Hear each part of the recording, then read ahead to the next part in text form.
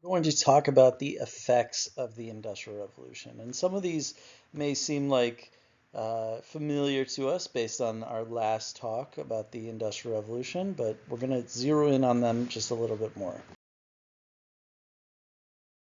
The Revolution in the late 18th and 19th centuries really fundamentally changed and reshaped both economies, societies, and the environment. And these new technologies that are being introduced, these new modes of how we produce things, these new ways of life are just changing society in really revolutionary ways. It is completely a completely new look for all of these different societies. And so these effects are complex, they're multifaceted. Some brought immense progress, some are, extremely negative and are leading to greater amounts of suffering. And so we're going to explore the social, the economic, the political, the environmental, and the global impacts of this particular revolution here. The first one, which was just economic growth and industrial power, this rapid industrialization led to unprecedented economic growth, both in Britain and then later across Europe and the United States as well. And all of this are going to lead to massive increases in how much is being produced. So, how much is being produced in textile mills or steel production or agriculture as well. It's going to lead to a rise of capitalism and private ownership and capitalist economies. Uh, and this is going to replace agrarian economies that were based on agriculture. And then it's also going to lead to the creation of new global trade networks, as well as new amounts of national wealth for industrialized nations that, are going to far exceed those of agrarian societies. Also going to see a rise of the working and middle classes as a result of the Industrial Revolution. So it created two new major social classes. One would be working class, so laborers who are working in factories. They're often living in harsh conditions, but you also see the growth of the bourgeoisie or the middle class, entrepreneurs, professionals, industrialists, people who are becoming more educated, who are benefiting most from this new economy. And so while there is greater social mobility than before, people can rise in terms of their stature within society. Stark class divisions are still persisting as well. This, you also see the growth of cities.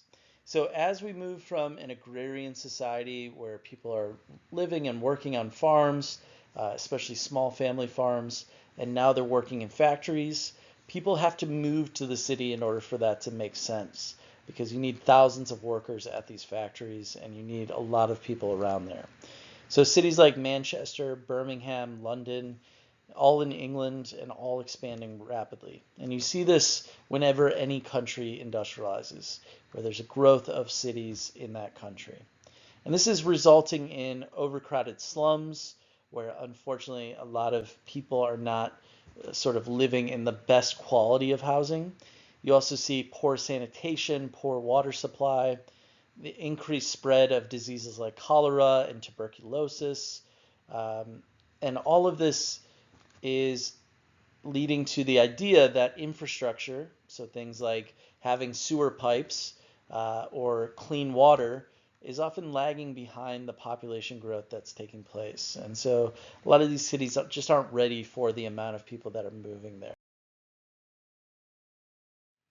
You also see harsh factory working conditions. So not only are living conditions rough, but also working conditions are rough as well. And so factory jobs, these are often dangerous. They're monotonous, so you're doing the same thing over and over and over again, day after day. And on top of that, they're physically demanding. And that is not a recipe that, sort of bodes well for a lot of people. They're long hours, 6 days a week. Child labor is widespread, as we talked about the other day. Children are working in coal mines, textile mills, factories, under really unsafe conditions, and on top of that, they're not able to go to school. On top of that, governments are not necessarily looking out for people. There's few safety laws. Accidents and injuries are very, very common, and workers had little to no legal protections or rights. Now, if you got hurt on the job, they would pay for you to get surgery potentially or physical therapy. If you lost an arm, you were fired, and they did not necessarily give any protections to your family in that case for the lost amount of income. So very different conditions. On top of that, you also have changes in family life and gender roles. As people move from farms to the city, the traditional family structures are shifting. Entire families, including children, often had to work in these factories in order to survive.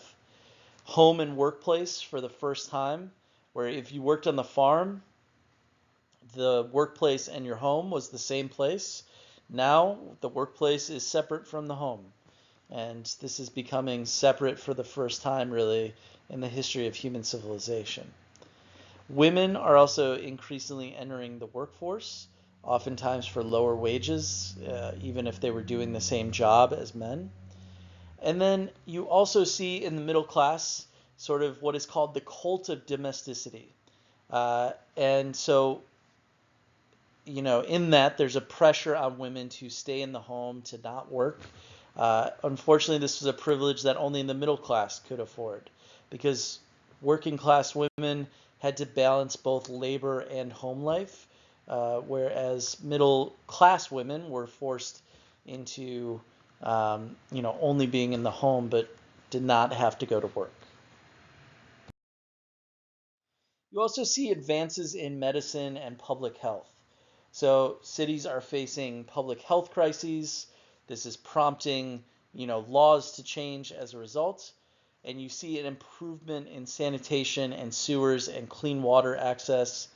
And you also see medical discoveries such as vaccinations, anesthesia, germ theory, all of which are changing the nature of what we know about the human body, but also how we react to things today.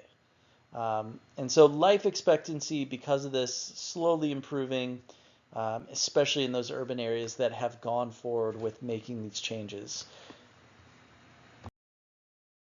Now, like we said the other day, there are also environmental consequences that are taking place.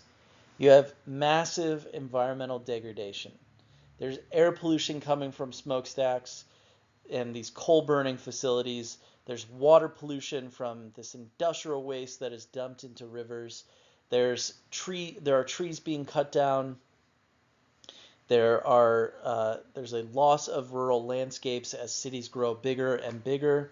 And all of this is leading to a destruction of the planet. And so this is really marking the beginning of the human-driven climate change that we are dealing with today. Now, all of these things, poor working conditions and all of these sort of things are leading in the long term towards labor movements and reforms and changes to be made. So after a while of working in these dangerous factories under low pay, under bad hours, and long hours, workers are beginning to organize together and to form unions.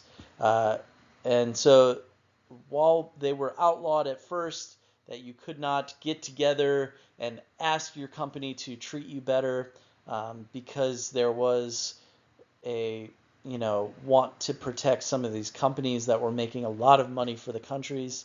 Strikes and protests where people are walking off the job until things get better are becoming more common. And so things like the Reform Acts in Britain, where they are improving working conditions over time, and limiting things like child labor and working hours, as well as expanding voting rights to urban workers that allow people to have greater political voice and greater changes to be made so that they are in a better place in their workforce. And so all of this is leading to the modern labor protections that we have, as well as the government protecting you in the case that you are, injured on the job, or you are killed on the job, and your family can sort of be able to get by in, that case. Now, like we said the other day, this is all leading to an educational expansion that's taking place as well. And so as economies are shifting, industrial societies need more skilled and literate workers to be able to fulfill the roles that are needed in these new factories, as well as building things within society and just becoming a more educated society. And so this leading to the rise of public school systems, especially for boys at first, and then increasingly for women as well. So literacy rates, people's ability to read, are increasing across Europe. You also see technical schools and universities that are starting to expand and not just focus on classical sort of subjects that we saw during the Enlightenment, like Latin or Greek, but also in terms of just practical skills needed to, train engineers or doctors or managers in these new fields. You also see global inequality and imperialism that starts to form as well. It sort of becomes a haves versus have-nots. And the haves became people who were industrialized. The have-nots became countries that were not industrialized. And you also see this in the industrialized countries because they needed raw materials like cotton or rubber or oil. They also needed people to sell their goods to. And so this is leading to a renewed charge from Europe to take over other places, both for those raw materials and for those new markets or goods. And so colonized regions begin to be exploited. They are, used for their raw materials. They're used for the people that they have there to be able to be sold goods from the country that has taken them over. And so this is only widening the global gap between industrialized and non-industrialized nations. All right, so we have 2 discussion questions here. Go ahead and pause the video in order to answer these questions. The first of these, what were the greatest benefits of the Industrial Revolution? Who gained the most from the Industrial Revolution? And then the second one, do the long-term positive effects of industrialization outweigh the short-term suffering and negative consequences? And why would that be or not be? All right. Before we end here today, I just want to talk about the legacy of the Industrial Revolution. So the Industrial Revolution set the stage for the modern world. It leads to more urban life for people. It leads to a consumer culture in terms of people not just making the goods that they have, but going out and buying the goods instead of making them. You also have mass production where a lot of things are being made very quickly and cheaper than ever before. And then an increase in global trade as well. And all of this is sparking lasting questions about, can we continue to do this, or sustainability? How equal are people under the system? Equity. And then what is the human cost of this progress? Are we truly better off for having this industrial revolution take place in the way that it has? And so all of this is, leads to greater reflections that help us to sort of consider the balance between both the innovation that was taking place and its consequences today, as well as the good things that came out of it. And then, other effects of this like AI, climate change, computer systems, all of our modern world is sort of spawned and evolved from this industrial revolution. So just thinking about that is extremely useful. All right. Well, if you have questions about the Industrial Revolution or the effects, please let me know. Other than that, have a great day.